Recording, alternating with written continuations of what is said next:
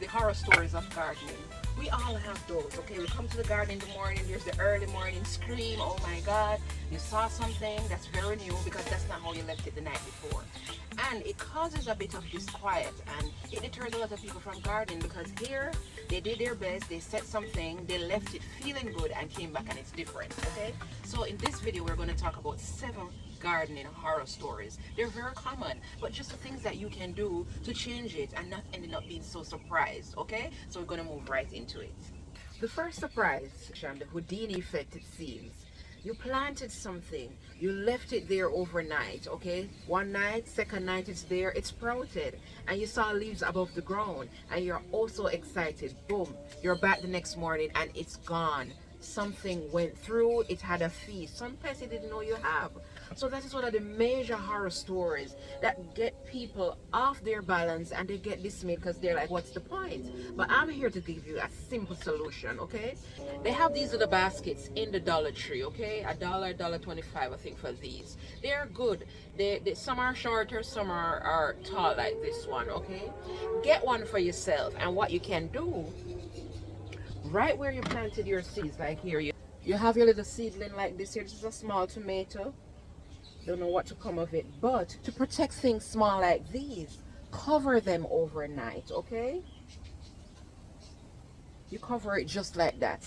And the good thing with this is you can keep it covered throughout the day if you'd like. You don't have to be taking it on and off. And even during watering, it doesn't hinder the plant getting any water, any nutrients, sunlight, shade, all of that. And it can stay right there, okay? Depending on the size you have, you might have something way bigger than me. You can use multiple of them.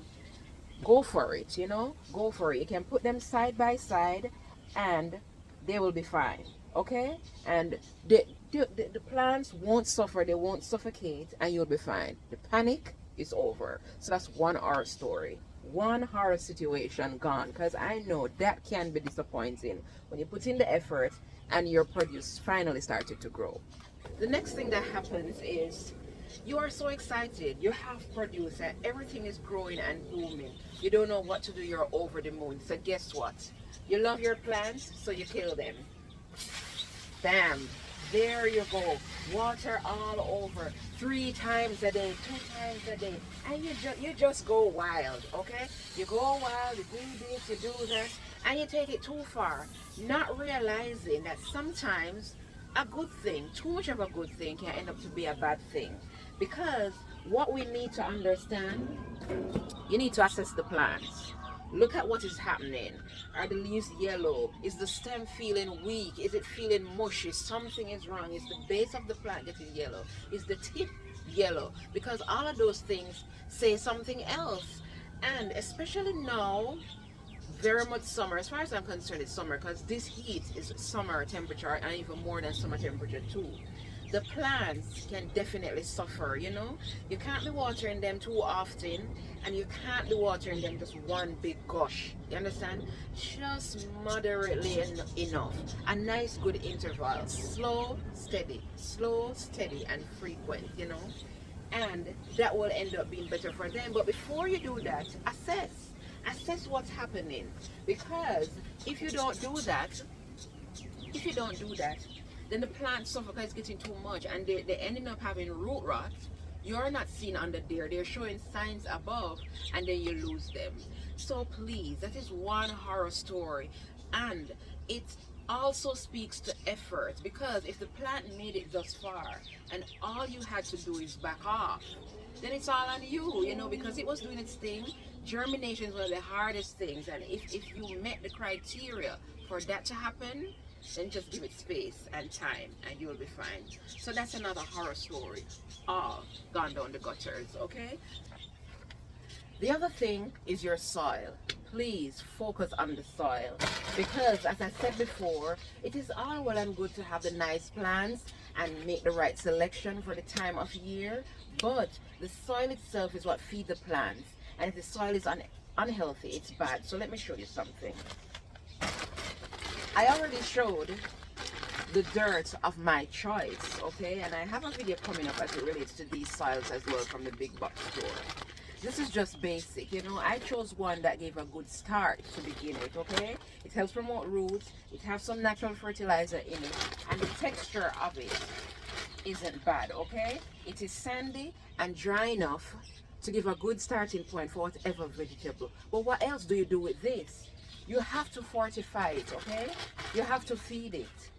And if you don't have your natural compost, of course you can buy your compost. This is another one that I use. This has it says compost plus cow manure. This is another good thing, all natural. That is what I like because that is my choice. So you can add it to that.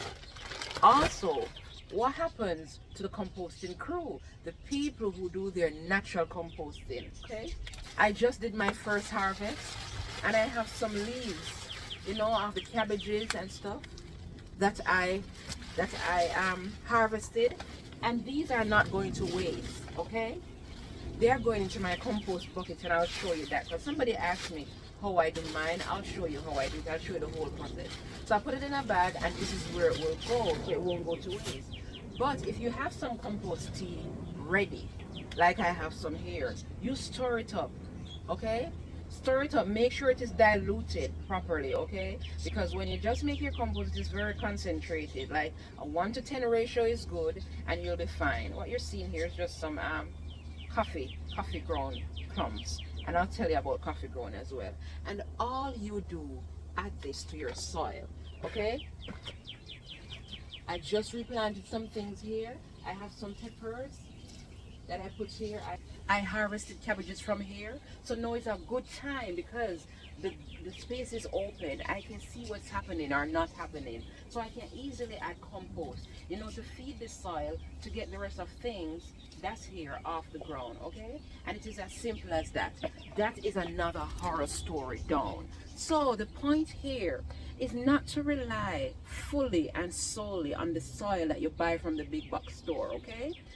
Just understand that it is a starting point for you to go from.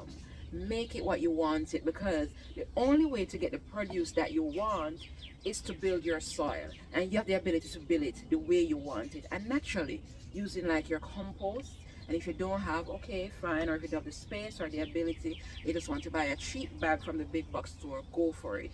But that is the way to go. The soil alone will not cut it. You have to add to it, okay? So that is another thing. The soil betrayal down the drain, okay? Don't focus on it, because if you focus on the soil alone, you're betraying yourself and betraying your garden, okay? Let's move along. The harvest that came too late.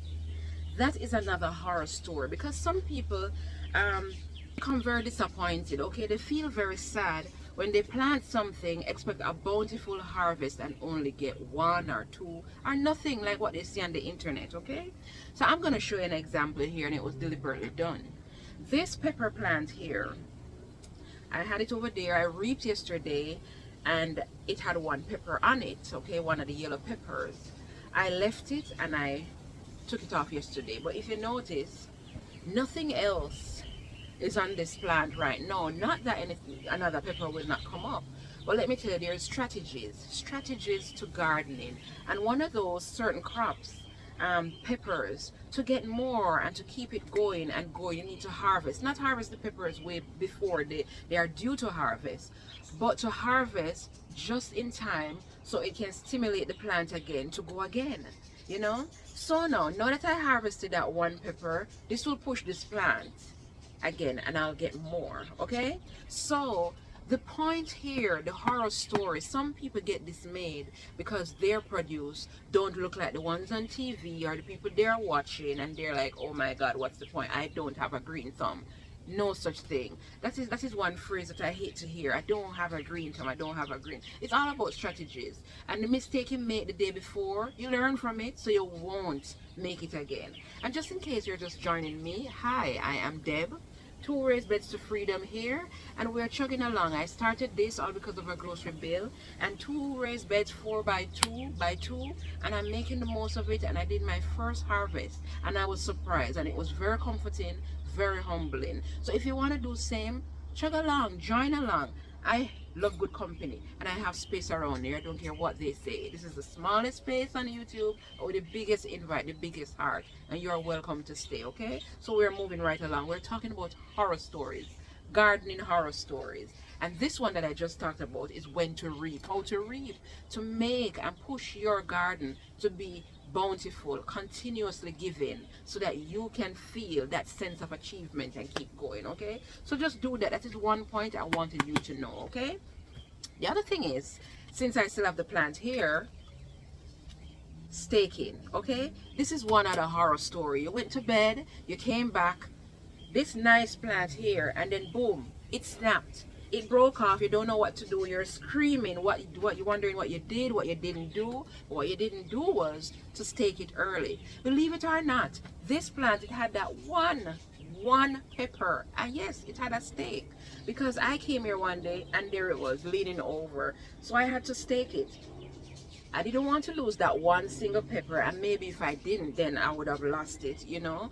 But that is the point of the matter, to prevent those things. Stake your plants. Look at my tomato here, and I'm going to show you. I don't know if you can see, but right there, yes, I have a stake, and I tied this, and this was from when this tree was way shorter, and now you can see how tall it is. Okay, you need to stake it, because if you don't stake these, of course they are heavy with produce, they are doing their business, because that's why you planted them. But now that they are getting laden more and more heavy, stake it, support it, so prevent you from being disappointed, feeling dismayed if it breaks. You understand? Because remember, if the plant breaks, your harvest, your potential harvest also breaks. Okay, you won't have that to get, to receive, to be happy about. Okay, so those are my pointers moving forward. Okay, now the other point I want to show you, I have my little DIY pest control spray bottle here, so you know where we're going, the pests. Okay, please, please, please, if you are looking at your garden every day, you come out once a day at least. I'm not telling you to live around here or live where your garden is, and if so desire, nothing is wrong, but make keen observations, because it helps. Okay, and as it relates to my cabbages, the pests that I had, the worms, whatever it was that was eating them, it was only eating the cabbages. That's the other thing. And I had to make my little DIY portion here. If you want to check that video out, it's just garlic, homemade garlic, a little oil and a little water. You shake it up and you spray. I have one cabbage left in this bed. Maybe I should have taken it out, but I'm gonna show you. And I see signs that whatever it is trying to get at it again. So there it is, this little cabbage here. I'm gonna spray this some more. Okay, I don't know what's happening to my spray bottle today, but I'm gonna get some more on it. Don't be dismayed, we're gonna get some on it either way. You understand? So that it can strive. Hopefully it can get a little bit bigger, and then I'll take it out. Okay, the objective here is to pay attention so you can nab pests early. Okay, we can't foresee them, we don't know where they're hiding, where they're coming from. The best thing we can do, put in companion plants, you know, plant strategically, and water and inspect in the mornings, evenings. You just take a look, because you'll be surprised what happens in the space of 24 hours or between morning and evening. Just look. So that is one of the things, one of the big shockers and horror stories, pest explosion that they didn't see coming. Okay, they are mortified by it, and they get deterred because they wake up and all their produce is eaten away by pests. The leaf is all, you know, all mushed up, so they are sad. One thing I can tell you though, that I was taught growing up, when pests start to eat your produce, you know you're doing something good, because if those were not coming along well, they don't eat them. They don't eat them. Remember, I told you that. Just pay attention, and you will understand. If they don't trouble it, something isn't right. So sometimes when you say, oh, zero pests, whatever, be careful what you wish for, because zero pests and nothing looking on what you have or wanting to taste what you have isn't a good sign either. Okay, so one last point I want to make, and I'm going to show you, because this is another hot topic now in the height of the summer. Shade cloth. Here we go again with the shading, and we're covering everything, and we're saying, yes, let's do something, let's make it work. But please remember, a shade cloth is good, as long as it's not stifling the growth of the plant. Okay, remember, shade is a good tool, the sunshine is a good tool. Neither of the two are your enemies. You need a good balance. But some people, depending on where you are, I have to accept and acknowledge that I'm in Florida.